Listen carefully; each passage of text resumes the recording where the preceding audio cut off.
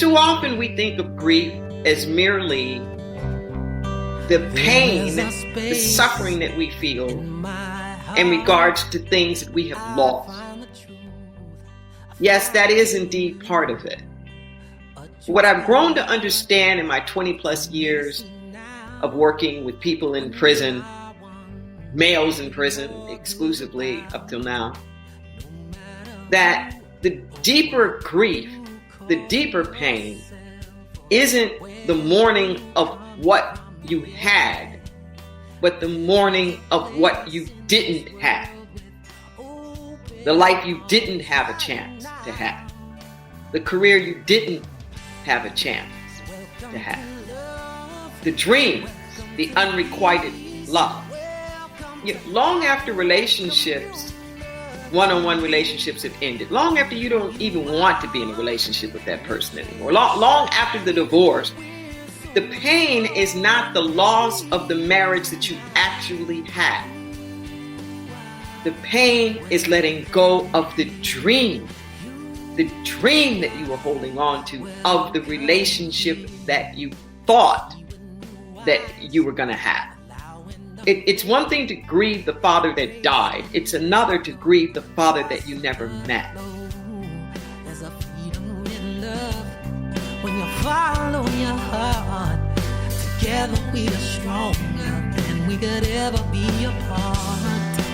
No matter who or what you call yourself or where you come from, yeah, there is a place in this world with open arms right now. Welcome to love, welcome to peace. Yes. Peace and blessings, beautiful people. Welcome to love, welcome to peace, which is what I am affirming right now. Good morning, good afternoon, good evening, good night, and good day to you, wherever you are. Thank you for being here. Thank you for tuning in. This is Being You, the journey back to yourself, episode 5, season 2, episode 5. This is a platform, a space where we invite you, nudge you to see yourself in the world and to take a look at how you see yourself in the world, how you see the world, how you see the world in you. Rev D's in the house. She joins me every first Tuesday of the month. And today's theme, today's topic is feel, deal, and heal. And there's a little, parentheses, like they say in America. In UK, it's brackets. Like America, what I know is, yes, there's a lot going on in America, but this is also a reflection of what we're going through, what humanity is going through.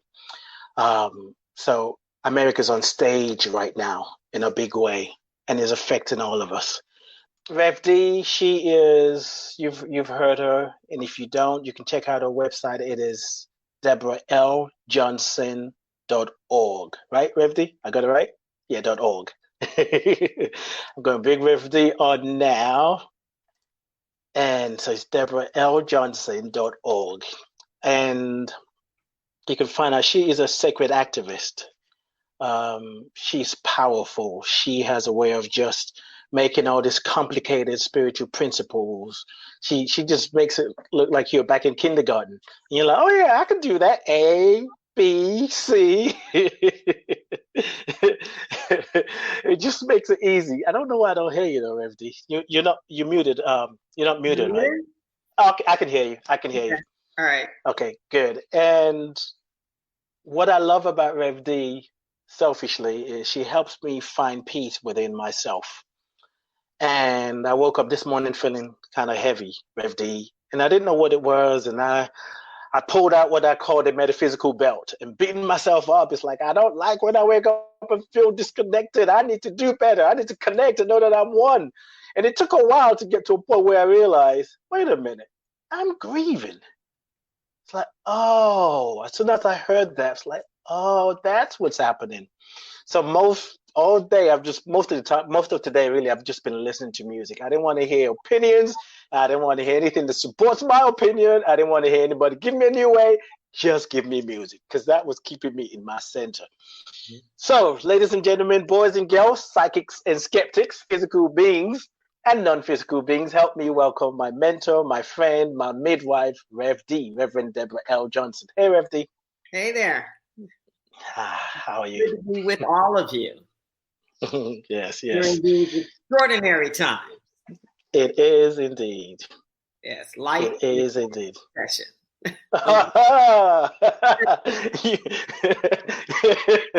You ain't never lied. You know, as I've been preparing for the show, I've been planning so much to come up with questions, but it's almost like a part of me hooks into something that could be a question, but somehow I just couldn't interpret it. So it's like Spirit was saying, just relax, just show up. And that's where I'm at. So I'm ready to jump in. They Feel, Deal, and Heal. If you want to find out more about it, you can find out. Rev D is the author of 2 volumes, 2 Letters from the Infinite, Volume 1 and Volume 2. Well, Letters from the Infinite, there's 2 series, right? Yeah, 2 volumes. And one is called The Sacred Yes, and the other one is Your Deepest Intent. Right here. And in this one, The Sacred Yes, work out this camera thing, is where there's a section on feel, deal, and heal. And I've been feeling, I'm dealing with it, but I don't know if I've moved to healing yet. But I'm sure I will be after the show. This is Volume 2, Your Deepest Intent. As I always tell you, if you've never heard me, you got to get these books. It's written for times like this. Yeah. It's perfect for times like this. So, Rev D, life is in session. Life is in session. There's a lot of questions. On Sunday, you were telling us to find the good, and I'm like, I'm giving you side eye, find the good. But, you know, it's like, and I do get it, to be quite honest. I do get it. And I think part of the feel, deal, and heal is we feel it. The dealing part is I think we get stuck sometimes because there are people who are angry and want change. But we must move to the healing to bring about a new reality. So, what's on your mind? What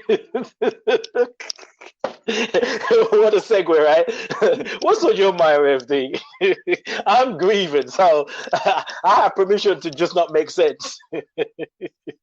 Well, you know, and I'm actually very happy to hear you say that you're grieving, because I feel like out of all the things, that's the point that I think is being missed the most.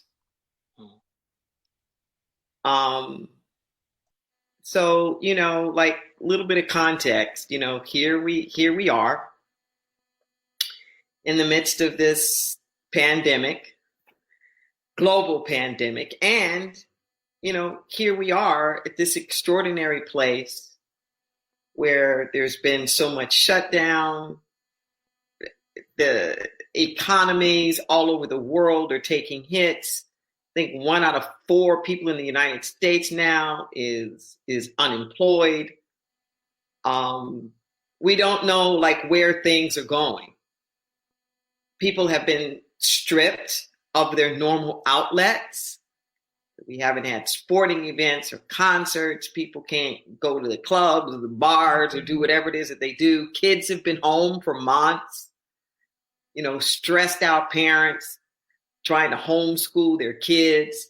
There've been all these things. And then we have all the social political stuff that's going on. And the things that have been igniting the protests that have been happening most recently over the past week with the murder, you just got to call it straight out, of George Floyd in Minneapolis, with the police officer keeping his knee on his neck while we're watching on camera the man literally plead for his life and other officers around, and you're just literally watching the man die. And it's caused an uproar. We haven't seen this kind of outrage since the 60s. And to be honest with you right now, we don't really know what's going on. On the one hand, you have a lot of peaceful protesters. When I say peaceful, I'm saying they're not resorting to violence, but that doesn't mean that they are not outraged, who really want to make a difference. And then we're having, this shadow stuff that's also going on. And we honestly don't know who's behind it. There's speculation that it's people from the far left and the people from the far right, including some foreign influence that's agitating so that we kind of implode from the inside. Now, this is important for us to remember because the threat to our society now is not from the outside, from the sense of nuclear bombs or things falling. When I was growing up, we used to do these drop and duck drills and get up underneath the table. And I'm at the tail end of the baby boom. And we have fallout shelters. We have, the basement and the house and all the rest of that. But that's not what's going on. Now, the new weapon is divisiveness. Now the new weapon is hatred. Now the new weapon is mistrust and distrust. A fighting at each other so that it wears you out. And the exhaustion of it all makes you give in and stop fighting. So what does this have to do with grief? Too often we think of grief as merely the pain, the suffering that we feel in regards to things that we have lost. Yes, that is indeed part of it.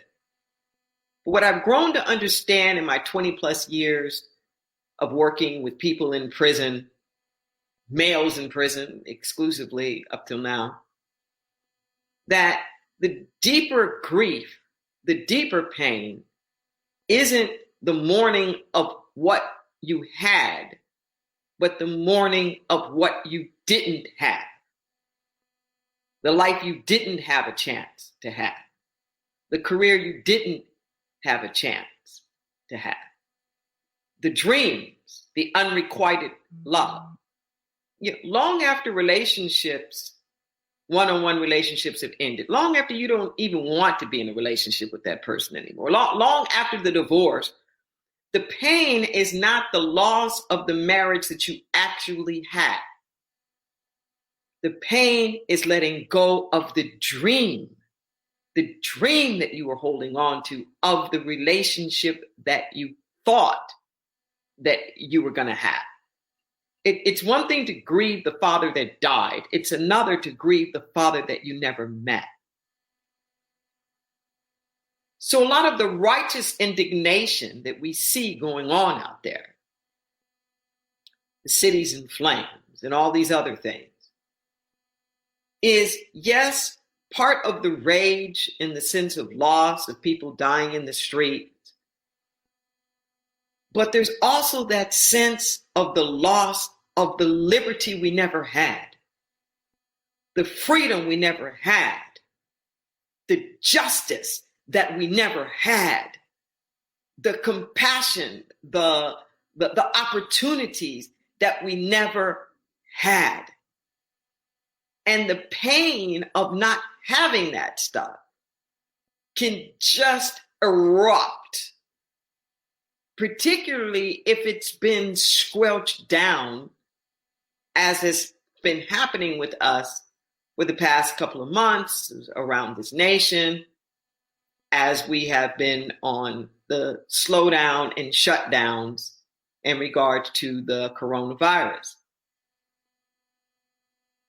So there's these extremes that happen, and that's the nature of change. There's the pendulum swing.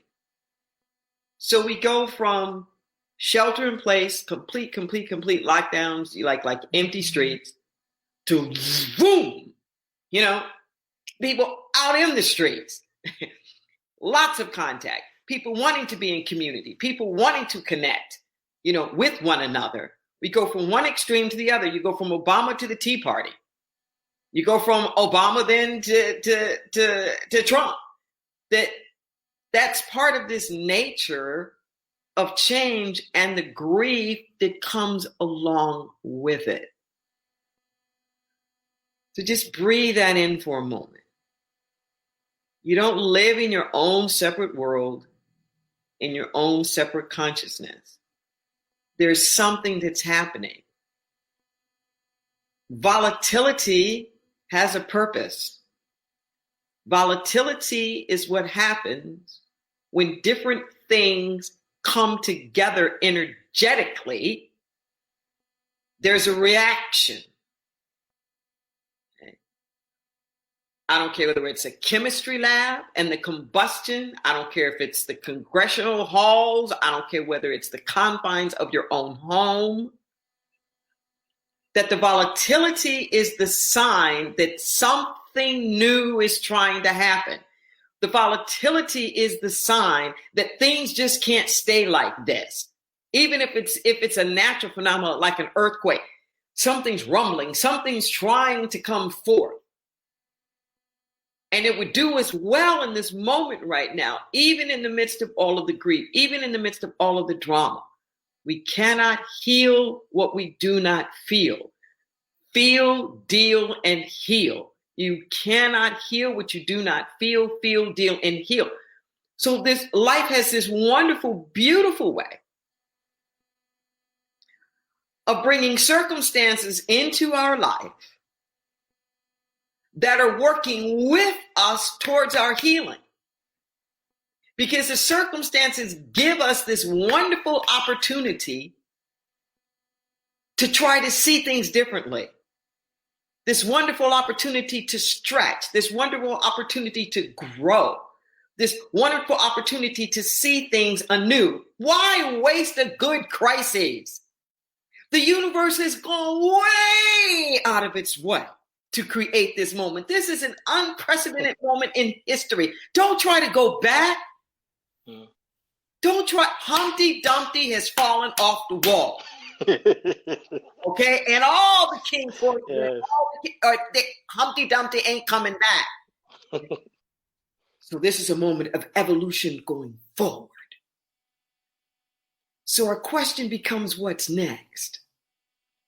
But you can't get to the what's next until you just stop a moment and grieve. Yeah, there'll be the new relationship. Yeah, there'll be the new career. There'll be the new whatever.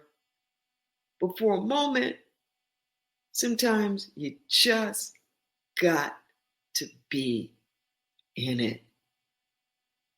And grieving, yes, we do some of it alone, but this is the time that you want to band together.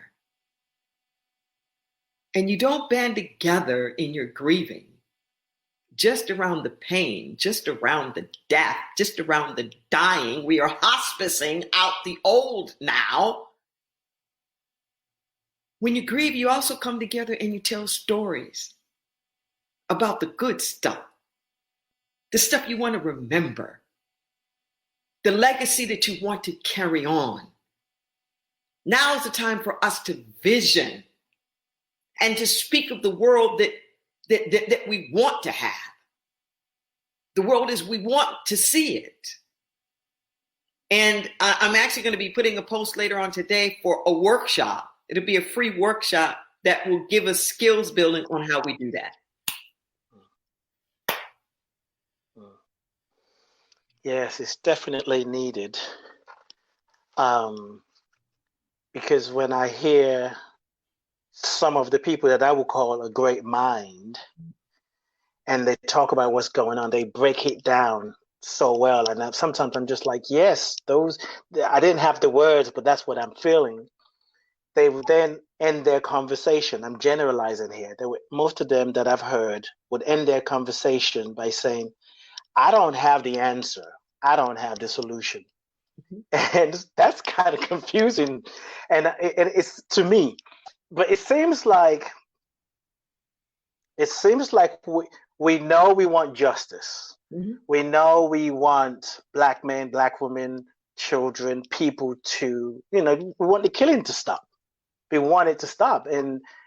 But somehow it seems to me that there is a collective hope of there is a particular answer that we're looking for that we don't know. We feel it, but we don't know it. Can you speak to that? Yeah, that's a problem. That phenomena is a problem because we're looking for answers. We're looking outside of ourselves for what we can latch on to, bring in. But we can't do that. That it shifts from the inside out. It shifts from the inside out. That if we really want the peace that we say that we want, then we have to be peaceful. I'm not trying to justify the cops, but we are a culture that worships violence. We worship violence. We do violence for entertainment. We do violence for sport. Our children are spending their time killing people on screen. This idea that the way that you end the problem is by killing the other person. No. There's a consciousness around that. There's a consciousness around that. So, yes, we want people, black people, to stop dying at the hands of the police. Okay, yeah, that's great. But the police are existing within the context of a larger society. Okay? They just have the authority to do what everybody else would do if they could do and thought they could get away with it. That's right. That's right. Mm-hmm. They just got the license. But it's sort of like, who has the keys? I'm not kidding. It's like I said, I do the prison work. Who's the criminal up in there? The one inside or the one holding the keys? We have to want more than just a behavior. Listen to what I'm saying. The behavior isn't the end all, be all, do all. The behavior is the indication of a shift and a change in consciousness. We need to go away from law enforcement back to the peace officer. What happened to the officers of the peace? What happened to that? That's where we need to be. Officers of the peace. We have to want peace. I was in the demonstrations here and doing everything I could to try to at least be on the outside of the marches and keep a little bit of distance because I am very concerned about the COVID rebound with what it is that's been happening. Mm-hmm. And my heart was split in two. On the one hand, living in a community that's predominantly white, it was so moving to see thousands and thousands of white people shouting, Black lives matter, that they matter, and stop the racism. It was so good to not be alone. That was so good. And then my heart broke when I'm hearing the main organizers and the main speakers saying at the end, when the march culminated on the steps of the police department, we'll be peaceful as long as we can, but we're not turning another cheek. And my heart broke. Just broke. And I said, I got to write about this. This was day before yesterday. I still haven't had a chance to write about it because I've been doing so many of these shows. But what I want to write about is, why don't we believe in peace? Why don't we believe that peace is the answer? We keep searching for an answer out there, but don't believe that peace is the answer. Why do so many of us who say we want justice believe that peace is like some nicety thing? It's some wishy-washy that, yeah, you can take it so far, but you know it's not going to win. You know, peace can never be the way that it is. You know, at some point in time, we're going to have to drop peace and make it happen with the violence. Why don't we believe in peace? Because it's that attitude that's the same attitude that's on the side of the police. Yeah, we'll try to handle you peacefully as long as we can. And then we got to do what we got to do. Their fuse is just a little shorter than the civilian fuse. But why don't we believe in peace? And not peace as some abstract concept, but peace as the place where we want to live. Peace, the place that we want to be. Peace, the energetic vibration that we want for our families, for our children, for the future, for society.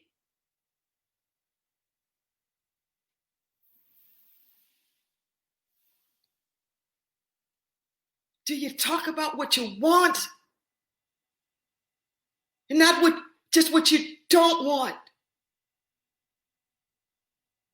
All the marchers shouting about the racism and this and that. But why aren't we shouting about peace? Why aren't we shouting about justice? Why aren't our voices just as loud for love? For community? For coming together? When will we be rageful about that?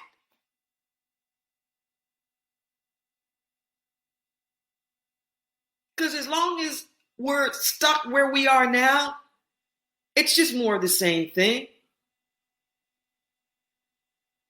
It's like a football game where you've got the offense and you've got the defense, but they're both suited up, down on the court, playing the same game, just trying to block each other.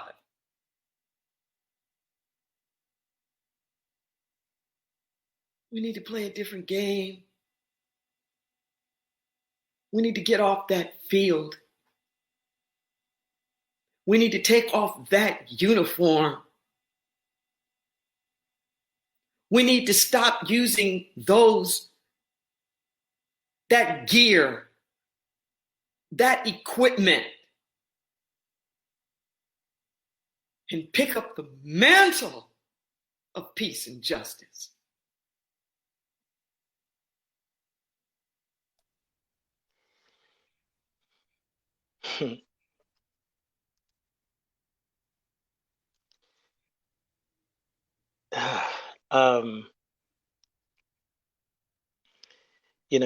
You as always, you touch on something that I've been really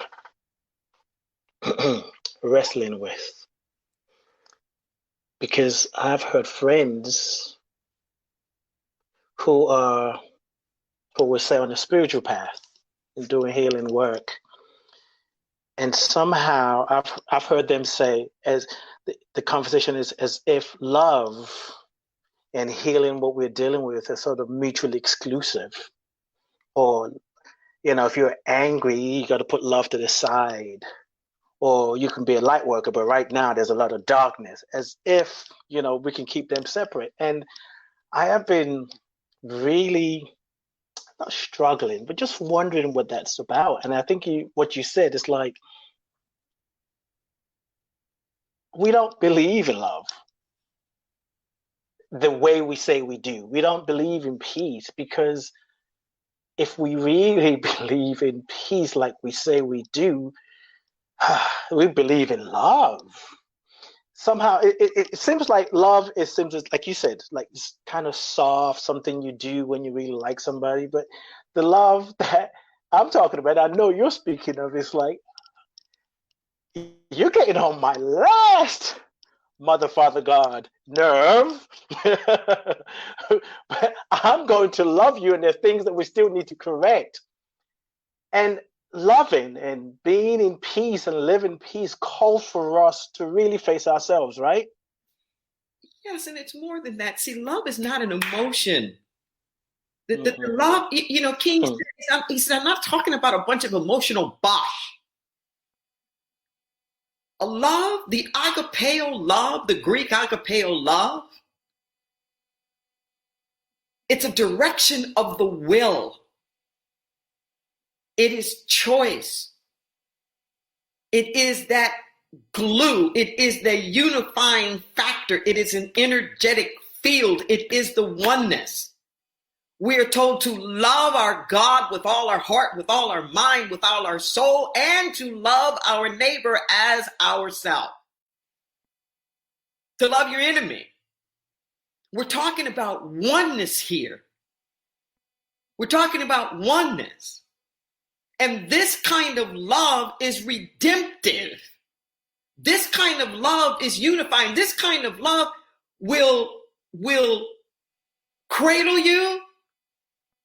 And this kind of love also comes with a can of whoop ass. If you're a parent and you see your kids going astray, you're not just going to coddle them in being astray. You're going to do everything that you can to bring them back into the fold. Because they're your children. Because they are one with you. And you are never, ever giving up on them. We are all children of God. But we've given up on each other. We've given up on each other. This is leave no one behind. No one. And that includes the so-called oppressor. One of the most moving things Martin Luther King Jr. ever said in my mind. He said, yeah, I want to live a long life. Everybody wants to live long. But if my physical death will save my children and my white brothers and sisters from a permanent psychological death, I can think of no other act that would be more redemptive. That's extraordinary. To say if my physical death is going to save the soul of this nation. Like, yes, we want justice. Yes, we want folks behind bars. But not just to throw away the key and to punish them. They need to be redeemed. They need to be redeemed. See, oppression doesn't just hurt the oppressed. More than one person died there. George Floyd wasn't the only one dying. Chauvin, the dude with knee on his neck, he was dying. He was dying to the truth of his own being. He was dying to his own spirituality. Whatever it is, that sickness caused by such a tremendous sense of separation. Not knowing that's your neighbor. Not knowing that will make you do some awful things. We need to not just pray about the police. We need to pray for them. We need to pray for them. It's like a spiritual aikido. The force isn't a force unless it's up against something. You kind of move to the left, kind of move to the right, and then you use that force against itself to calm it down. Leave no one behind. Leave no one behind. Because if we don't have that attitude, it's just a question of who gets left behind. If it's about dominate, and you hear this stuff coming out of the White House where, you need to dominate and the good guy has got to overpower the bad guy. Well, that's the consciousness that got us here. We just watched it play out on the streets of Minneapolis. We don't need more of that. That's not what we need. We need justice. We need truth. We need love. And we need forgiveness. We need forgiveness. Forgiveness is not about forgiving the act. Forgiveness lets you stand back in your power. Lack of forgiveness ties you to what's going on. So you get dragged down with it. It's like when the people got killed in the church, in Reverend Pinckney's church. I think it was in North Carolina a few years ago, where Dylan Roof, the young white guy, sits in there with them in prayer for like over an hour and then shoots 9 of them and kills them. And when he's taken away to prison or taken away to jail, it was so moving to see on camera the members of that family going to the jail and telling him, I forgive you. And people asking me, well, how can you do that? How can they do that? And I said, Dylan Roof's got the cooties. Like when you're a little kid and you run around and you don't want to touch people because they got the cooties. He got the cooties.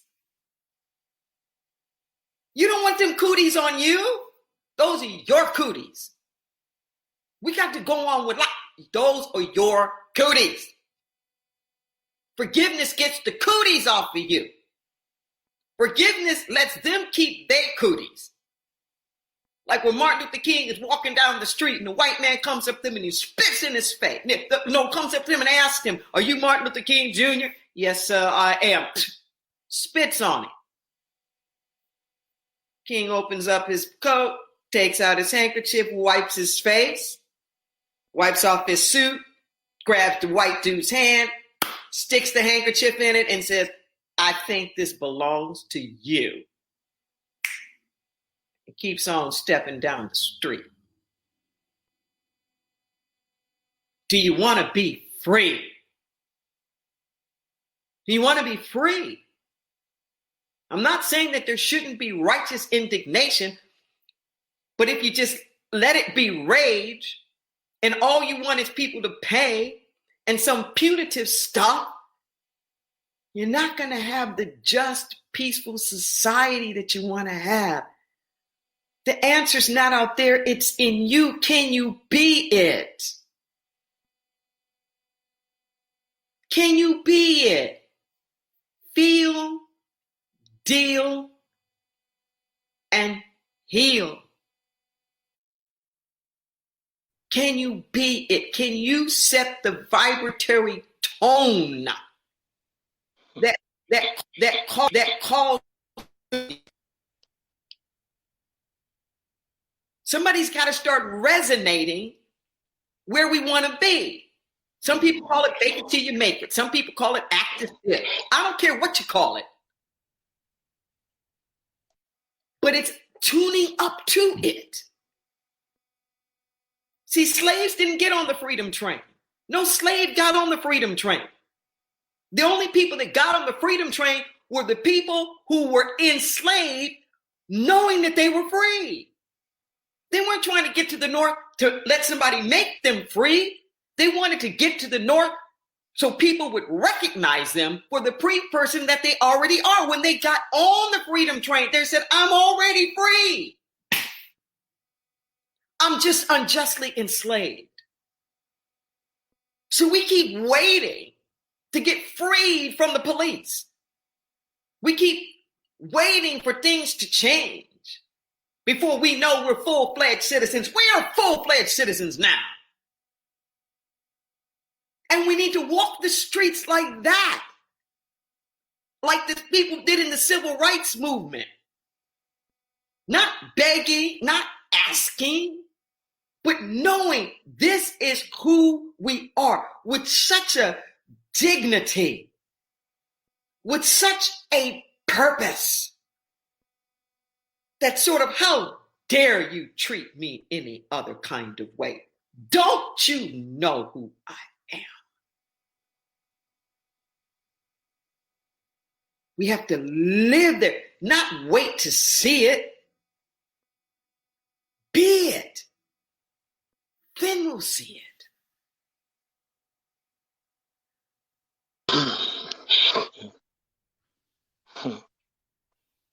Yeah. If you're just joining us, you're listening to Being You, the journey back to yourself. Rev D, Reverend Deborah L. Johnson. She joins me every first Tuesday of the month to do what she's doing right now. If I try to describe what she does, it won't even compare to what you just heard. So I'm not even going to attempt to do that. Yeah, well, if you have any questions, we're happy to take questions as well in the chat room. And thank you for listening. So, Rev D, I don't know if this is sort of going backwards, but it's present for me because I couldn't really organize my thoughts today for today's show. Spirit said, just show up. So that's what I'm doing. One thing I'm sure of for myself is what happened to George Floyd. What I feel about that is not just about what happened to George Floyd. It's all the killings, just the injustice in the world with men and women. And I even find it interesting that when they're talking about police brutality, somehow they seem to just highlight the men when women has been killed, children has been killed. And as you said, we live in a violent country.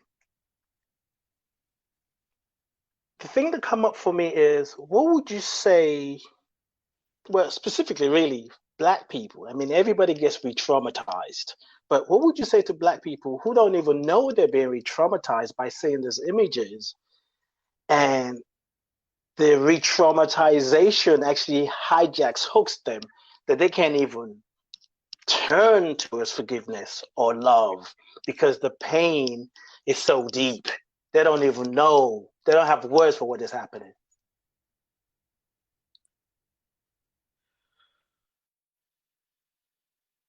If Black lives matter,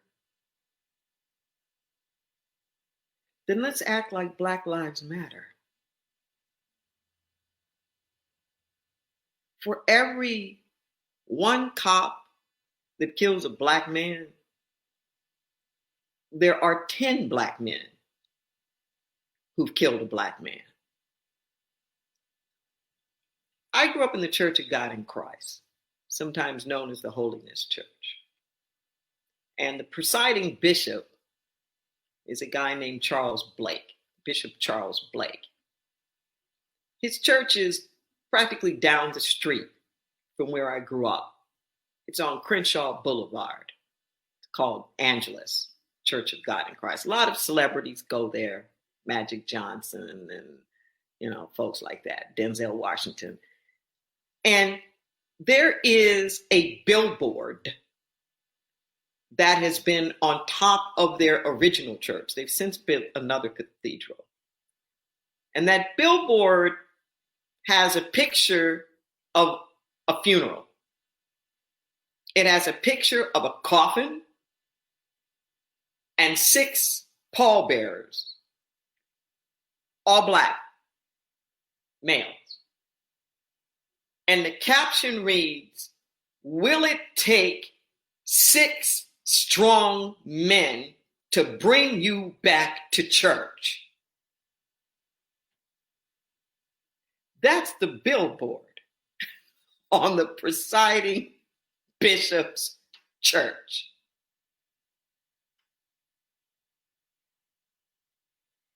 That billboard wasn't geared about the police. And I'm not saying that it isn't important. But part of what's happening here is that where are we uplifting Black men? Where in the Black community are we really showing care and consideration for Black men? If they are the endangered species that we say that they are and use that kind of language, it sounds a little animalistic to me, but I get where people are coming from. What are we doing for our Black youth? What are we doing for our young Black boys? How are we rallying as community to keep them safe, to give them the skills, to make sure that they're educated, to give them internships, to make sure that they can put food on the table, to give them sporting opportunities, to let them have their creative talents. And the same thing for the girls. What I know is that people treat your house the way you treat your house. And I'm not trying to escape all of this slavery and, God knows I know all that. And yes, we need to heal all that. The only point that I'm trying to make is that the way through right now, if this were a thing about women, our road to healing is not waiting till men treat us better. It's not waiting till men stop raping us. Should they stop raping us? Yes. But the path to our healing can't depend upon what men do. So it's the same thing in the Black community. It's the same thing all over the nation, that the path to our healing cannot wait for what the oppressor does or not. Feel, deal, heal. We have to do our own internal healing. We got to embrace ourselves. I love it at the end, and I'm not talking about the Tyler Perry version of the movie. I'm talking about the play for colored girls only. And oh my God, it's so beautiful. At the end, the 6 women, they're coming and they're loving all over each other. There are no props. It's just them. And they say there's got to be a laying on of hands. Oh, there's got to be a laying on of hands. Where are we cooking food for one another? Where are we sitting around the fireside or the stoops outside of the steps outside of the apartment building that you're living in? Where are we drinking some sweet tea during the summertime in the deep South and playing with the kids and dreaming and envisioning who we are and what we're about? We got to love up on our own selves. And that's the problem with the re-traumatization. The re-traumatization makes us go into our own self-hatred. That's the biggest danger of the re-traumatization, is that we go back into the something's wrong with me. And now it's the time for us to have compassion and to love up on each other. There's a different kind of quiet strength that comes from that. You believe in you. You believe in you. You uplift yourself. You believe in women. You want the violence against women to stop?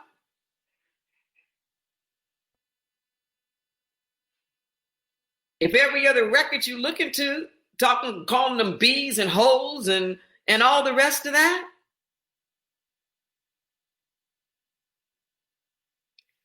do people know what you consider to be sacred? They know what you're mad about. But do they know what you're uplifting? Do they know what you consider to be sacred? The people that you're supposedly fighting for? How does anybody know that you have reverence for them?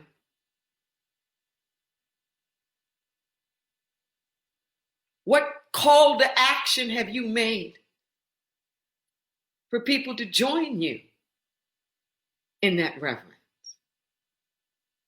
Just saying.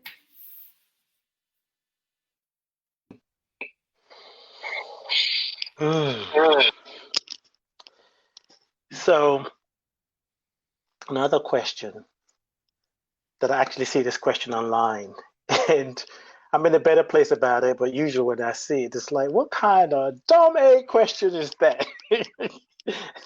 And white people who are saying, this breaks my heart. What can I do to help? Now, I'm going to be a bit more transparent because I'm thinking, if all that's going on in the world, in America, and you don't know what to do to help based on all the pain that people are going through, I don't know if I got any time to tell you what's needed. So here's the way I look at it, Rifty. It's like if a house is burning down, or a child is being abused, or a woman is being abused, a guy's being abused, I don't think anybody's just going to stand and say, what can I do to help? We're going to take action.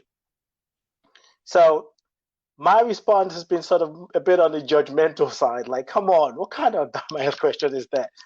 Can you lift me up? There are white people, and I know that some people are asking, well, maybe all of them are genuine about the question, what can I do to help? Well, I'm going to ask you to change your attitude about it. Yeah. Because you'd be just as mad if those white people just start doing stuff without consulting anybody. True. Without asking what was needed or what was wanted. Yeah. If they took the lead and didn't step back for a moment and check in with the people that they're trying to help. Yes. Because you do stuff with people, not just for people. Yeah, I so get that, because that's part of the things I've had to do. Is like, well, if they just went ahead and did it, what you said exactly, then people will be mad. We didn't ask you to do that. So you'd be just as mad. Okay? So what you're pointing out now is part of the deficit of this movement. Obama just came out yesterday and was telling people you got to organize. And I'm not trying to call you out personally, but the fact that there's not a collective answer to that question is saying we ain't all that serious about systemic change. Because if the ones who could possibly help make the change come to you and say, what do you want to do? And you ain't got an answer. You're right. This is what I mean when I say we've got to spend time with each other, talking, healing, organizing, envisioning, so that there literally is a roadmap. There literally is a game plan. It's like when people ask me that, I got an answer for that. It's like, I know what I would like them to do. Okay. So if this were men coming up to a bunch of women and saying, hey, I don't like this stuff that I'm seeing going out there. I see your Me Too movement. Like, what can I do? This is so important because it's always going to take the oppressors to help. Whoever's in the dominant position, they are part of the movement. The change isn't going to happen systemically until they institute it, because they're the only ones in the position of power to institute it. Yes. See, they're the only ones in the position to make the laws. They're the only ones in the position to change the laws. So we want them. We want them. It's like, who's going to weed out the cops? Who's going to train the cops? Who's going to hire the cops? Who's going to hold the cops accountable? It ain't going to be the Black community. Right. These are what you call allies. and you want your allies. And the last thing you want to do is make your ally feel stupid and incompetent because they don't know what even you don't know. You want to get mad at them because they don't know what you don't even know. It would be different if it was like self-apparent and everybody knew and they just weren't getting it. But even an exploration together, wouldn't that be novel? What do you have to offer? What resources do you have? What connections do you have? What are your platforms? Who can you bring into this conversation? What's your little piece here? And how can we get you suited up and geared up to do whatever it is that you can do? So my answer to this right now is, white people, the best thing that you can do for me right now is claim your whiteness without shame, without guilt. Own your people. Don't denounce them.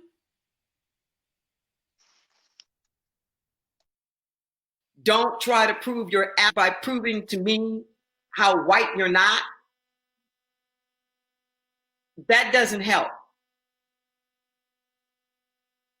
What we need is for everybody to go to your folk and deal. I am serious about this. We are less than 6 months away from the next election. And white people, you don't make me feel any more comfortable telling me how you have unfriended all your family and you don't even talk to them because they're Republican. You are not making me feel safe by telling me you don't see color or trying to prove to me how progressive you are by being over here with me. See, in the United States, white people are in a civil war. And if you look at it from a geographic standpoint, it's the same civil war we've always been in. You have people on the far right who are trying to, quote unquote, make America great again. They are almost exclusively white. Then on the other hand, you've got the non-white people. And then you've got some white people who are over here with the non-white people who want inclusivity and diversity. They've got a multi-ethnic approach to life, and that's the way that they want to see it. So you got all people over here, but you got these white people divided. Some want the all-white thing, some want the diversity thing. Those of you who want the diversity thing, I love you. But now is not the time to hang out exclusively over here with the people of color and bad-mouthing all the other white people over here. We need you to do the hard work. We need you to have the conversations. We need you to listen. We need you to be the bridge. We need you to be the bridge. We don't have access to the people that you have access to. And this is true for everybody, wherever you are. Be the bridge. Be the bridge. We're talking about the oneness here. Show up with love. Show up with compassion. Listen. Listen. Because everybody's in pain. And I'm not trying to raise some people's pain above other people's pain. When Obama first got elected, the nation ran out of bullets. The nation ran out of bullets. That's how scared they were. And at some point, the fear level has to go down. What I'm asking everybody is like to de-escalate. I'm not in the position to talk the white people down that are on the cliffs, that are on the edges. But my white allies, you do have access. And you can help talk them off the cliffs. Okay? I'm just saying, wherever you are, whatever influence you have, the most important thing right now that you can do to help. I belong to the Pachamama organization. I'm on their board of directors, the Pachamama Alliance. We work with the indigenous peoples in the rainforest to help preserve the sacred headwaters and the Amazon forests in Ecuador and in Peru. And what the indigenous people first told us 20-something years ago is, if you come here to like help us and to try to save us, you need to go. But if you understand that your fate is interconnected with mine, if you really get this and you really understand this, then you go home. You do your work. You help to change the mindset, help awaken your people from this mass dream of consumerism so that the problem doesn't have to happen in the first place. See, we all got to go back, because you can't heal something with the same consciousness that created it. So you do your part in your neck of the wood right now, in these next few months. That's the most important thing. That's the way to show the solidarity. Yes. And speaking of solidarities, there's been some police chiefs that I've seen that just the way they're dealing with this, it's just so, it just moves me. Yes. You know, they're talking, they're speaking truth to the secrets that's been kept. I mean, it's just even the governor of Minnesota, when he first started talking, I was like, whoa. So things are changing, right? But this is exactly what I'm saying. Is that for the first time, I'm hearing police officers call police officers out. Yes. This is the first time we've ever had an arrest. This is the first time we've ever had a firing. Because they realize that this isn't just about the Black people dying. It's a statement about them. Mm-hmm. It's exactly what I'm talking about. They're trying to redeem their own people. They're trying to redeem the cops. They're trying to redeem them. It's beautiful to take a knee out here with our police chiefs. You know, they're not all bad. It's not that monolithic. But this is this opportunity that we have for new alliances, this opportunity to move forward, but you won't know if you don't talk. If you don't try to find some common ground, then all of you do what you can do where you can do it. I highly, highly, highly recommend a book called White Fragility. Uh-huh. White Fragility by Robin DiAngelo. That book right now has turned more people's heads. It's written by a white woman for white people. And I'm in a lot of different discussion groups and whatnot about that book. Read that book. Because it will also be a really good roadmap. Yeah. What it is that we need to do to deconstruct some of this stuff. Okay, last question, I think. I know you got to go. So let's just say you get a call later on today. And and Brother Trump had an experience while he slept. And him and some other groups of people they begin to see the light, Mm-hmm. and they invite you to come and talk to them. It's like, what are 3 things they can do right now to move in this direction of correcting injustice for so many years? What 3 things would you tell them? I tell them,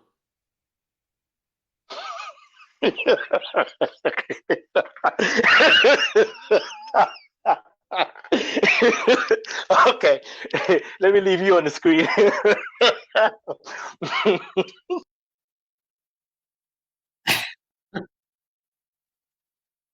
stop tweeting.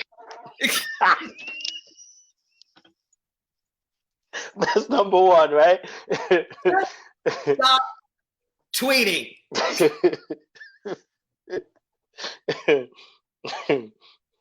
And with that, tone it down. Tone it down. That the people at the top have a responsibility for the climate, for the vibration and the tone. That even if you can't get to the point of being really constructive, don't be counterproductive, being destructive. So all the rhetoric about violence and bad people, just cut it out. To me, that's like the tourniquet. Or, you're putting the oxygen mask on the person that can't breathe. That you gotta stop that. Because it is fanning the flames. Yes.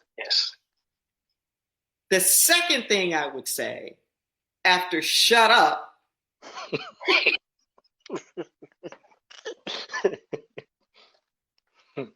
is listen.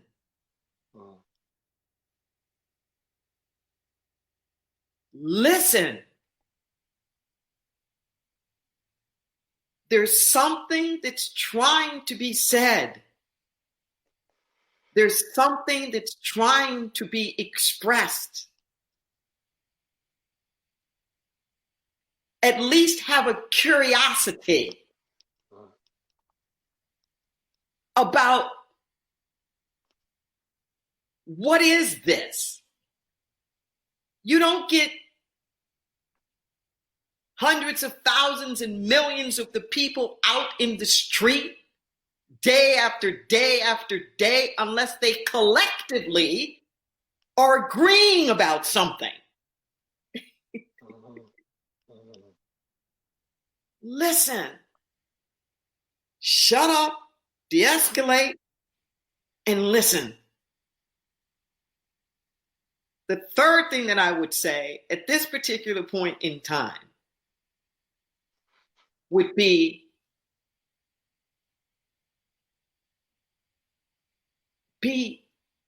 everybody's president.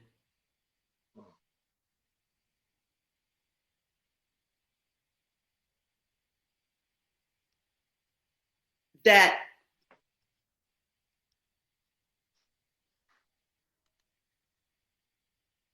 stop with the partisan stuff. Stop with the us versus them and the othering. That we need to look at where we are now as one people, as one nation, different components. If I have a family, for example, I've got the 5-year-old who's different than the 15-year-old. It's different than the stressed out 50-year-old. It's different from the aging 95-year-old. Everybody's got their own needs. I'm not saying there's like one size that fits all. Right. But when we're making decisions about the family, everybody's got to get fed. Everybody has to be in it.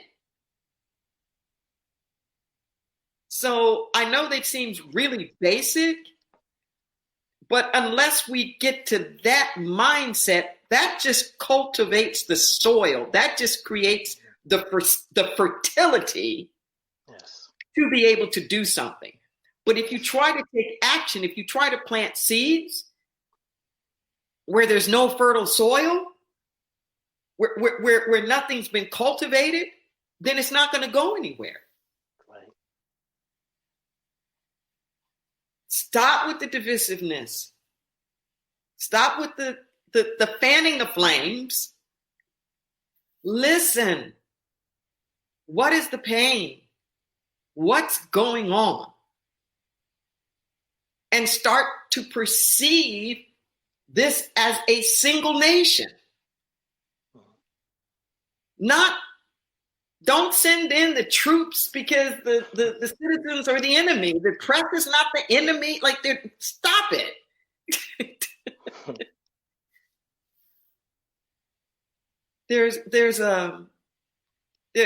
I mentioned that I do prison outreach work. One of the guys that got us in there he just recently retired. He's a Muslim chaplain, the Imam Salam, the Imam Michael Salam. And I love this. I love to hear him talk. He's just, And he was saying how when every baby is born, every baby speaks the same language. Every baby speaks the same language. He says, but you learn which one means what. This one means I'm wet. This is I'm hungry. This is pick me up. This is I'm sleepy. So you learn to decipher what each of those different cries means, and you tend to those needs. And then he stopped and just said, when did you stop hearing my cry?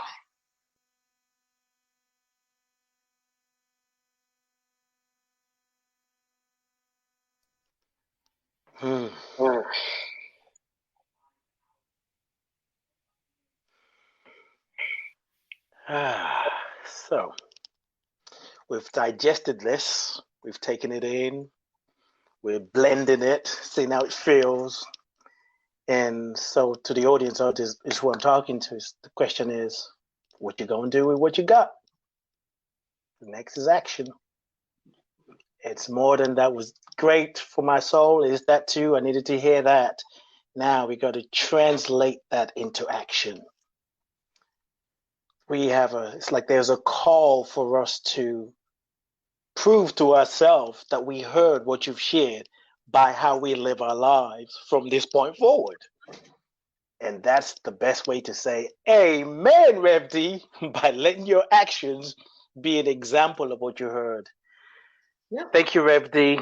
You said you have a workshop coming up. When is it? And do you have any information on that or date? Can I give one example? But before I go. Oh, sure. I'll keep you a whole day if I can. I'm just. So, one of the great civil rights activists, James Lowry, came and spoke at UC for our Martin Luther King convocation a few years ago, and I believe he was in Mississippi, and he was talking about a march that he was doing, and it was to the nation's capital. And it was like a 3-day march, and people weren't coming, and the government was passing out hams, free hams, to bribe people not to march. And he was so disappointed because everybody kept taking these hams, and when the march started, it started raining. And he was like, oh, God, are you against us too? But they started marching. And as they kept marching, it kept getting bigger and bigger and bigger. And then when they got to the state's capital, there were truckloads of ham sandwiches for protesters to feed the protesters. And I thought that was just so brilliant, which is my way to remind people that maybe you're not called to be on the front line. Maybe you're not going to be the one marching. Maybe you just bake some cookies for the ones who do. And make sure that they're nourished. You know, it's like everybody is called to do something. And if we stop with the chant, I don't know what to do, and keep the mantra, Lord, send me. I am willing and able to do whatever you would have me do. If you substitute, I don't know, with yes, the answers will start to come to you. Yes, I am able. Yes, I'm available. Yes, I am here. I am willing. Yes. God can do for us what God can do through us. Yes. And, you know, I'm embarrassed because I don't have the calendar in front of me, but I think that date is the 20th. I think that's June the 20th. I think that's a Saturday. Okay.